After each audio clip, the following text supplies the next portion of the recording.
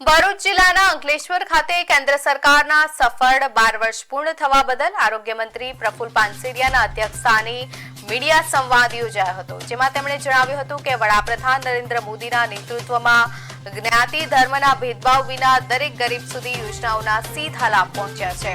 આ ગાળામાં 50 કરોડથી વધુ બેંક ખાતા ઉજ્જવલા યોજના હેઠળ 4 કરોડથી વધુ ગેસ કનેક્શન અને 12 કરોડથી વધુ પરિવારોને શૌચાલયની સુવિધા પૂરી પાડવામાં આવી છે।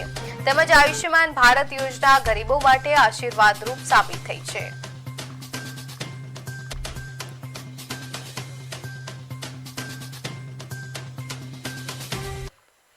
આખા દેશની અંદર આદરણીય લોકપ્રિય વડાપ્રધાન આપણા નરેન્દ્રભાઈ દ્વારા 12 વર્ષ પૂર્ણ કરીને સૌથી વધુ વડાપ્રધાન તરીકેની સેવા આપવાનો જેમને મોકો પ્રાપ્ત થયો છે, એ ખુશી છે પૂરા ભારતની અંદર આજે 12 વર્ષ પૂર્ણના અને એક રેકોર્ડ સાથે જ્યારે સેવા આપી રહ્યા છે ત્યારે એમની ઉજવણી દરેક ગામ સુધી કરવામાં આવે છે। અને યોજનાઓ સફળતા કેમ પ્રાપ્ત થઈ, આ યોજનાઓ વગેરેથી ભારત સમૃદ્ધ બન્યું છે। ભારત એક નવી દિશા તરફ જઈ રહ્યું છે, સ્વાવલંબન ભારત છે।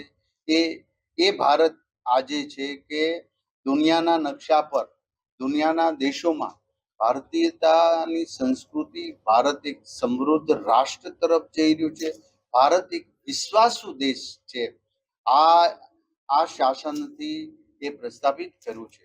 આદરણીય નરેન્દ્રભાઈ મોદી સાહેબે ગરીબો માટે, ખેડૂતો માટે, મહિલાઓ માટે અને યુવાનો માટે અનેક યોજનાઓ લાવી ઘર ઘર સુધી આ યોજનાનો અમલીકરણ કર્યું।